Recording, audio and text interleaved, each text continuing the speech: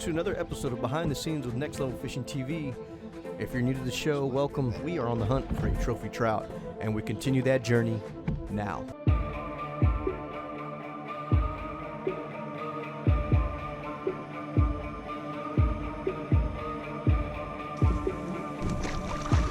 Ah, dude.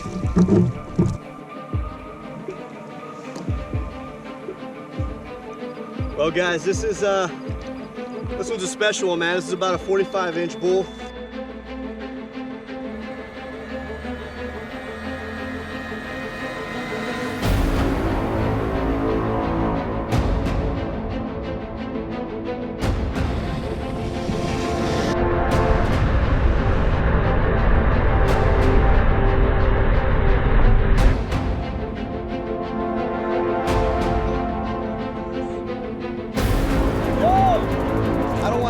But I might have a silverfish.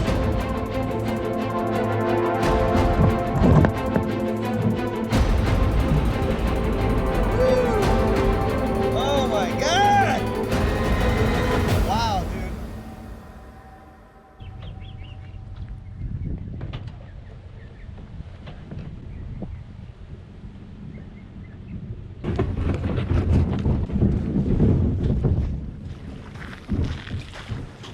Show you guys what I'm using for today. This is how we're going to open up.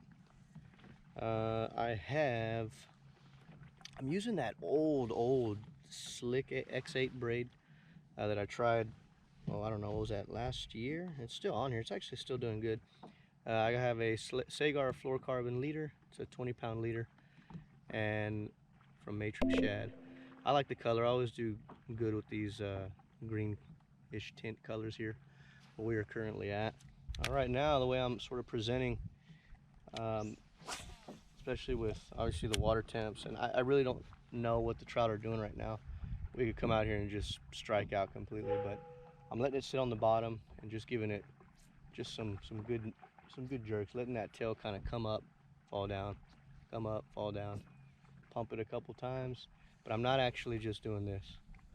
Like, I'm not just consistently retrieving it. I've just had a little bit more luck with trout with that jerk style retrieval. You know, just sometimes I can get real aggressive with it, like so, and sometimes they like that. But other times I gotta slow things down, maybe just drag on the bottom, pop, you know, drag on the bottom, pop. It just really depends on the mood. Once I find that retrieval that they like, then I'll continue to stick with it. But until then, this is sort of a cat and mouse game, even if I see him on this transducer.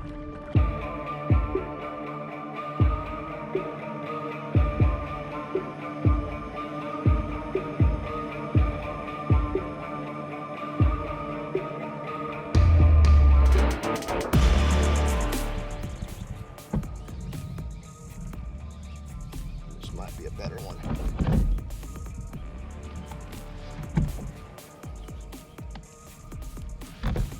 I don't even know if she knows she's caught yet.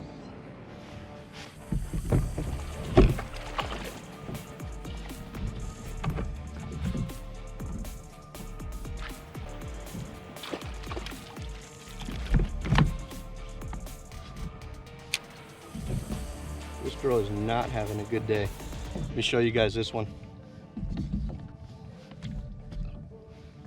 Now, look at how this girl got tangled up.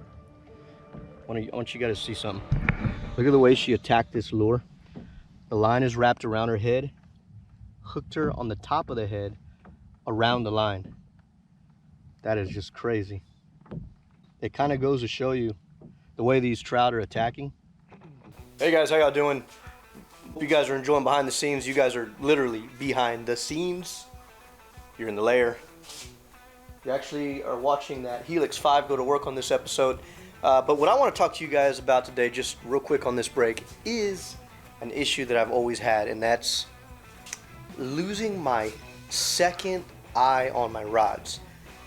I use McCain rods, the MHP rods. Those are $200 rods. They're fantastic. I've been using them for about 4 years, and I've never had any issues with them.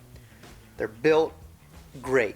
I don't think it really matters how well of a rod you have that's being built. If you tend to lose that second, third eye, I wanted to share something with you, something that I've learned throughout the years of fishing, and that's that whenever you're casting and your line is always getting tied around that second or third eye, and you're reeling in that process and you're causing friction, I have noticed that over the years of use, you begin to eat away at that little resin or whatever you want to call it. I'm not even really too sure what the technical term for that is, but it does eat away, and eventually moisture, salt will enter those cracks, and you will get small weak points on the eyes of your rod.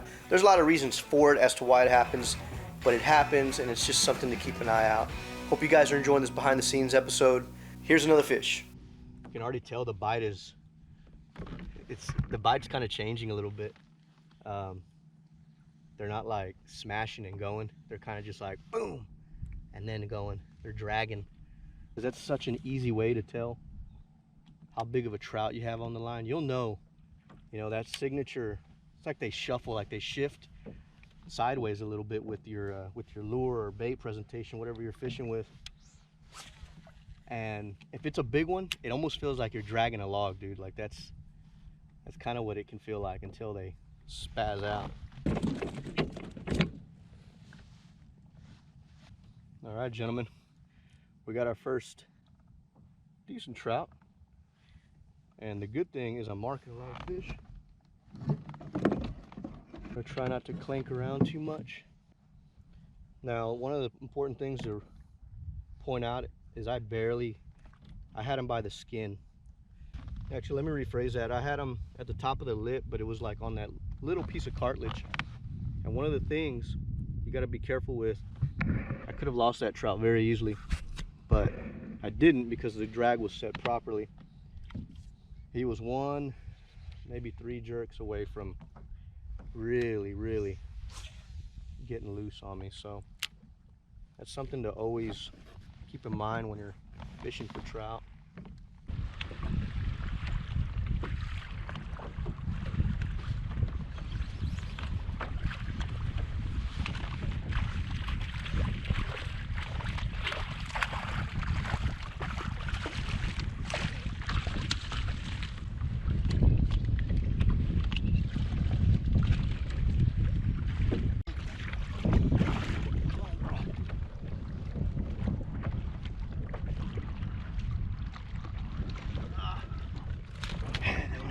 Meat on her. You probably missed all that, but check out this old fat slob. Calm down, I want to show you off. She's mad. Look how fat that belly is.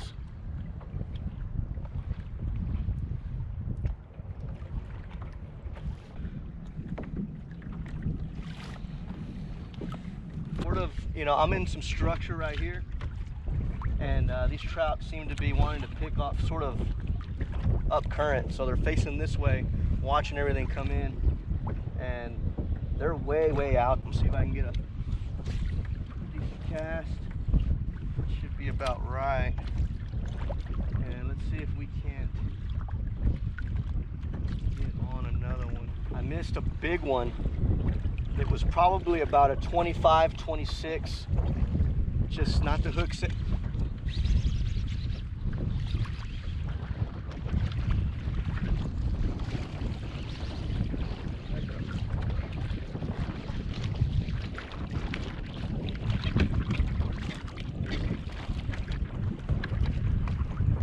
Just wasn't the hook set I was looking for. Look at that, perfect. She wasn't going anywhere as long as I was keeping that tension. And it's just, trout can break your heart, dude. I don't say that lightly. I mean, seriously. If you're an avid fisherman and you lose a 30, 27, 28, right there, yeah, it stings, man, because you just don't get opportunities like that every day, Well, guys, no trophies today, but we're definitely out here getting on those trout, man. It's almost time. It should be getting better here as we enter November. Look at that. Beautiful trout.